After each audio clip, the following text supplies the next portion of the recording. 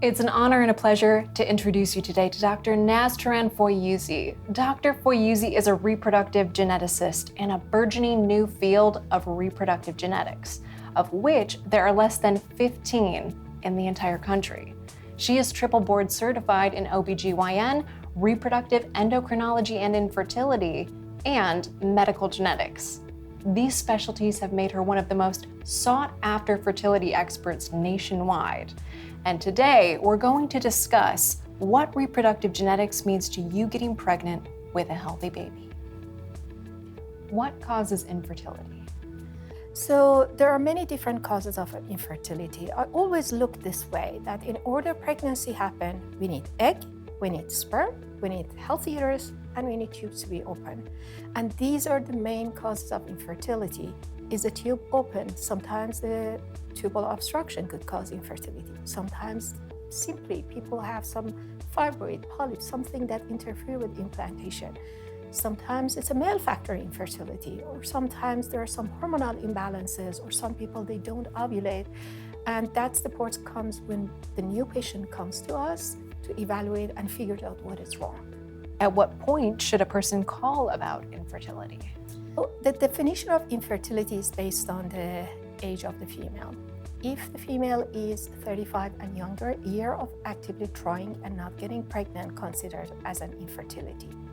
If they are more mature than 35, then 6 months of trying and not getting pregnant considered as an infertility. And in this situation, I would recommend to see the reproductive endocrinology infertility.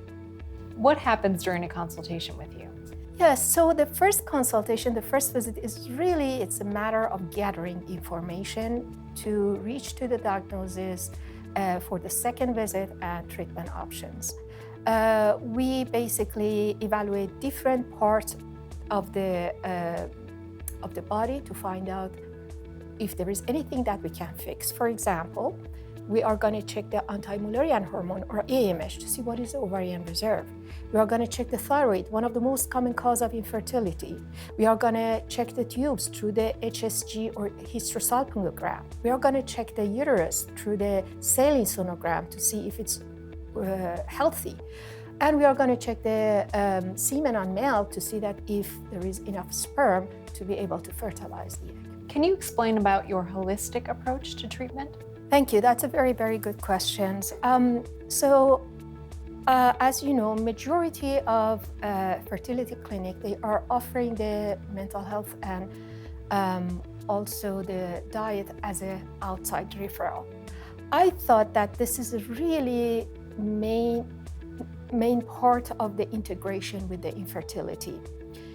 So I have in-house mental health expert to help the patient to go through the treatment. We know that about 50% of our patients, when they have the diagnosis, they deal with the stress and anxiety, low self-esteem, feeling negative feelings, and also the feel of shame or guilt. And these are all negative feelings, as well as us giving the hormone to stimulate them, make the situation more challenging. So having in-house the mental health would help these patients not only to go through the treatment cycle more smooth, also it will increase the success of pregnancy. On the other side of it, I have added the genetic evaluation of the enzyme. Are these vitamins that people are getting, is that enough for them? Or currently the way of practice, we are basically prescribing the vitamins to anyone. But is that person enzyme can metabolize the vitamin enough? Is the doses enough for them? We have to increase, decrease. And that's another approach that I added to my holistic approach. And this comes because of my background in genetics. Also, I have a group of the acupuncturists that we know acupuncture has a good space in success of the IVF and pregnancy. So we believe that why we should have the acupuncture only at 2 specific points of treatment. What if we offer this acupuncture throughout the cycle and continuously, and by that way we are hoping that we could basically increase the success rate. So the bottom line is I'm looking as a body and soul as a one unit, not separate. And I'm trying to bring these two together and give the good services to the patients in that way. What exactly is IVF? IVF stands for in vitro fertilization. So what we do is we will stimulate the ovary and we will take the egg out when they are ready, fertilize them in the dish, make the embryo and grow the embryo up to day 5 in the dish. And then after that, we are going to transfer the embryo inside the uterus. What tests will you do to help understand the course of treatment? It's a very comprehensive evaluation when the patients come to us. The basic, of course, as we discussed, I want to see if the ovaries working, if the tubes are open, if the uterus is healthy, if the sperm is there. But in addition to that, there are some other parts, hormonal imbalances, checking the hormones, and many other, for example, infectious diseases, the FDA requirement. We are adding a lot of other tests to optimize the fertility and also evaluate all the aspects, all the steps to be able to reach to the proper diagnosis. Based on the results of the consultation and tests, what are the main courses of treatment that you prescribe? So there are 3 main treatment options. One is medicated time intercourse, which suited for the people that they don't have a regular period, means that they don't have 12 periods per year or less than 12 a year. The next one is the IUI or intrauterine insemination. This could be offered to LGBTQ that they don't want to go through IVF, or some of the people that they have unexplained infertility that they could benefit from the medicated IUI. And the last one is in vitro fertilization or IVF for more complex and high-end patients that they need more complex treatment. How many reproductive geneticists are there? We don't know how many exactly are there, but from word of mouth between my colleagues, probably we are less than 15, 10 to 15, something around that. So that makes us very unique in a way that there are not so many of us throughout the country. What are the genetics tests and what does each one tell you? In the reproductive genetics, there are multiple different genetic testing. One, when the couple come to us and they wanted to have babies. So the first things that we do is a preconception genetic carrier testing. As you know, there is no pure human being. We all have 1 or 2 abnormal genes. As long as the mom and dad don't overlap the same gene, the risk of having affected baby is less than 1%. But if both of them, they have the same abnormal gene, this goes to 25%. My job is to screen the couple and become sure that they are not at increased risk of having affected kid. The second part is for people that they go through IVF and they wanted to have the healthy baby or decrease the risk of the miscarriage, people that they have recurrent pregnancy loss. Then it comes the second form of the genetic testing. We call it as a pre-implantation genetic testing, PGT. It has a different form. One is PGT-A, just looking at the general loss or extra chromosome that they are main cause of miscarriage or basically infertility. The second layer is that if both parents, when they do the preconception genetic testing, they have overlap, then we are able to add the second layer of the genetic testing on the embryo and select the one that they are not affected to transfer. How does age factor into getting pregnant? Women are different from men. Men have stem cells. They can make the sperm throughout their life. We don't. We were born with a limited number of the egg. Every month, hundreds of the egg will be recruited. One become dominant, the rest will die. And the rate of loss become more prominent after the age of 37. Think about it like you have a bag of money and you're taking a little every month. By time, the number will be decreased. In addition, there is a quality of the egg. We know that the good quality one that the check mark works, ovulate early in life. The one that the quality is not optimal, ovulate later in life. For example, when we are 35 and younger, about 30% of our eggs are genetically abnormal. When we get to 39, this becomes 50-50. When we get to 41, 42, 80 to 85% of our eggs are genetically abnormal. 43 and above, 99%. Does age play a factor in the mother's long-term health? Absolutely. So when female become more mature after the age of 45, the complication of pregnancy will be increased in a way that postpartum cardiomyopathy, miscarriage, preterm labor, preeclampsia will be increased. Growth retardation of the embryo will be increased. So that's the reason when the couple come to us and the mom is 45 or above, before offering any treatment or starting any treatment, we send them to high-risk pregnancy for basically clearance and evaluation to become sure that mom can tolerate the pregnancy. Who should consider egg freezing? I would recommend it to all women younger than age of 40 to freeze their egg. It empowers them. It makes the options open for them for life. As you know, we are in the time that majority of women, they are career-oriented. They want to basically move up in their job and fast-paced lifestyle. So, or they may not find on time the person who is right for them. So having the egg frozen and keeping them as a backup, it gave them an option, even if they are at the age of 45, 46, and they have frozen their eggs at the age of 32 to 33. So it will give the option of having their own baby and getting pregnant. And the success rate will be the same as the person who is at the age of 32, 33, although that the woman is 45. The egg age is important. What can you tell me about gender selection and family balancing?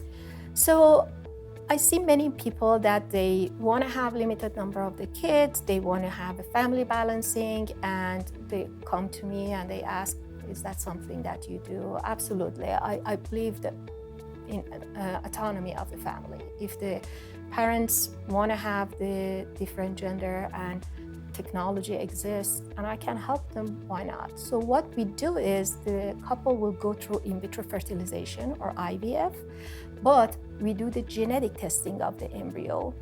Not only we are going to find out if this embryo is genetically normal, the sex also available. So then when the couple come to me, I will say, okay, you have this many embryo that are genetically normal and these are the sex.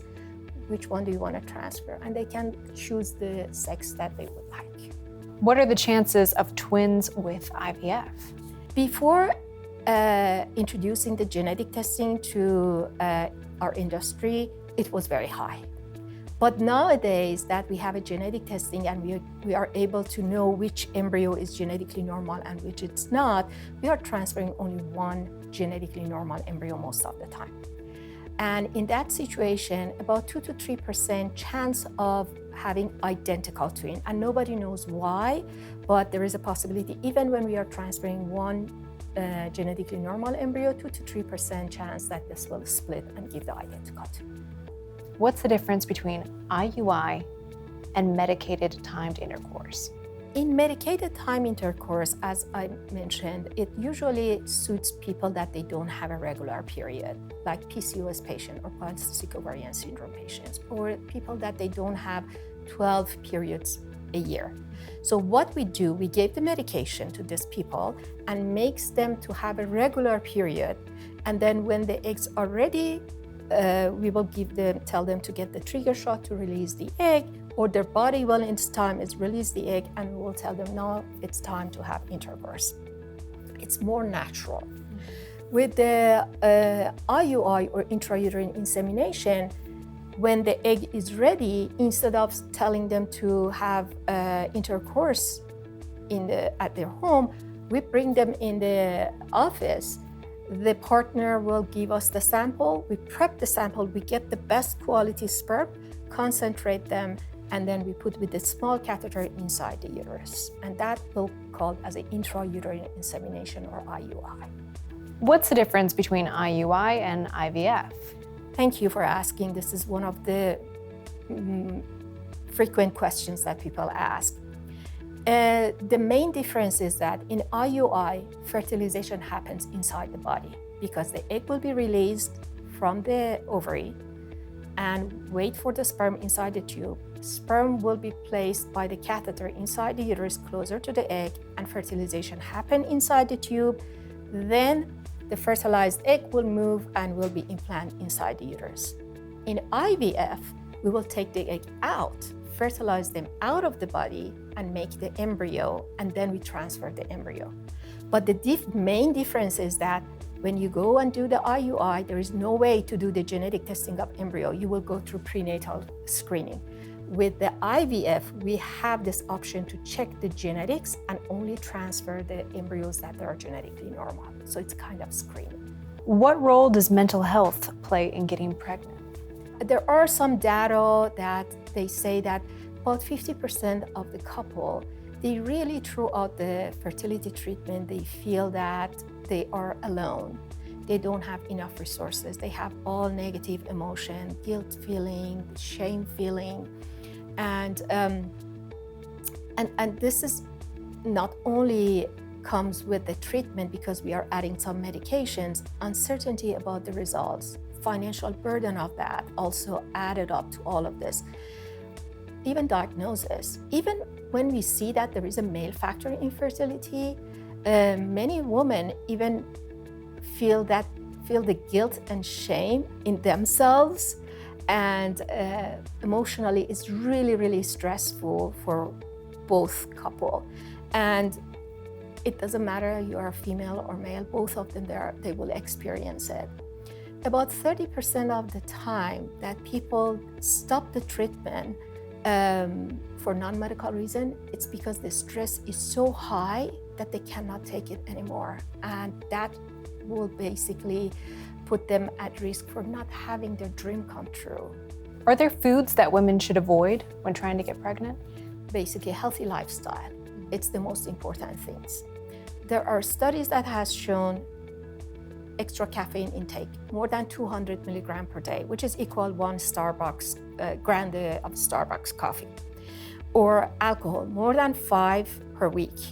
Or recreational drugs, marijuana, all of them, it has been shown decrease the fertility. So I would say avoid them. Should women avoid exercise before and after IUI or IVF? Yes, so during the IUI and IVF, because we are stimulating the eggs, the ovaries become bigger. Think about it, that in each natural cycle, 100 eggs will be recruited, one become dominant, the rest will die. During the IVF, especially, we are making all of this egg to grow. I'm not saying hundreds, but average is 10, 15, 20 eggs will grow. Your ovary is gonna be big, 2 to 3 times of the size that it was. So when you are doing exercise, as you know, the ovaries are attached with one ligament only. They are going up and down, and there is a higher risk of twisting from the base and cutting the blood flow and losing the ovary. Or when they are hitting to the abdominal wall, there is a possibility of rupture. So during the stimulation, we strongly recommend to be kind with your body, no impactful exercise. Walking is okay, but listen to your body, basically. So what options does your clinic provide for the LGBTQ community? So the treatment option is different for same-sex female LGBTQ versus the same-sex male. For same-sex female, there are 2 options. One is to do the IUI, intrauterine insemination, using the donor sperm, or going through the in vitro fertilization. Majority of the patients that they go through the IVF, the same-sex female, one of them want to use their own egg and the other wants to carry the pregnancy. We call it as a reciprocal IVF. For the same-sex male, of course, they need to get the donor egg, and then they need surrogate as well. So this is what we are offering to them, all the services in one place. We will help them to find the right donor egg. We will help them to find the right surrogate. And many of the same-sex male, either they wanted to split the eggs and some of them fertilize with one partner, the other with the other. Some people, they say, I don't want to mix the both sperm and fertilize the egg. It's absolutely their choice and their right. And but the main thing is that we are offering all the fertility treatment needs that LGBT community need. Why do patients fly in from all over the world to see you? I think there are two unique characteristics that our clinic will offer. One is a completely personalized treatment options. We don't look at the patients as a number, we look at them as a human that needs the personalized, tailored treatment that it really fits to their physiology and to their body. The second part, unique characteristic of our clinic, is that I'm one of the few, less than 15, reproductive geneticists in the country, and even I can say in the world. So we offering the very high-end reproductive genetic services, including the sex selection, which is the US is one of the leading places that can offer the best genetic testing and even sex selection to our patients. And that I believe that make people to come to US and come to my clinic to take advantage of our specialized services. And what do you tell women who've had recurrent pregnancy loss? Recurrent pregnancy loss patients are very, very close to my heart. So what is the definition? If couple had the pregnancy loss 3 times back-to-back, or even 2 times back-to-back, considered as a recurrent pregnancy loss. Majority of them their concern will be brushed off. They say, oh, that was an incident, that was an accident, that's okay. But the journey that the couple go through, it's really challenging and it's really, really emotionally painful. And not looking at that part and just say, oh, it was an accident, the next one is okay, it's gonna be okay. I feel it's not fair to the patients. With the recurrent pregnancy loss, because of my genetic background, I'm able to offer them the treatment that it's really tailored to them and help them to have a healthy baby. These are not infertility patients. They can become pregnant easily. I never see them as an infertility patient. They are fertile patients that they need my help to carry the pregnancy to term. And this is my mission, to help them. What's ovarian rejuvenation?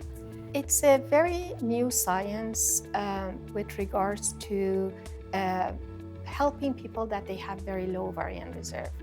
It is believed that by injecting some of the growth factors, it will increase the recovery of the egg, and these people are able to make more embryo in the setting of the IVF. When the patient comes to me and asks for ovarian rejuvenation, I always tell them this is research-based first. The second is, where are you in your decision-making? This is the last option before moving to donor egg. There are patients that they come to me and they say that I'm ready to close this chapter of my life. Then of course, moving to donor egg, it's going to be more successful, and I will direct them towards that. But there are some patients that come to me and they say, this chapter hasn't been closed yet. And I respect it, because for female, it is a really time-sensitive decision. I don't want any of my patients look back in 5 years and say, oh my God, I didn't turn this stone on during the time that I have an option. I wanted to give all the options that exist for them to make their decisions and either be successful or move away and close that chapter of their life. How do you help women with cancer in their childbearing years? Very good questions. Majority of these patients, they come to me or refer to me by the hematology oncologist or by their surgeon between the time after the surgery of taking care of the cancer before the chemotherapy. Chemotherapy is the parts that affects the ovarian reserve and potential of having kids in future. So before their ovaries exposed to the chemotherapy, we have usually between 2 to 3 weeks time that we can stimulate them, and they can go through IVF, harvest the egg. If they don't have any partner, freeze the egg. If they have a partner, make the embryo and freeze the embryo. For example, one of the example of this cancer, fertility preservation in cancer patients are in breast cancer. As you know, the incidence of breast cancer is increasing, as well as the age is decreasing of manifestation of the cancer.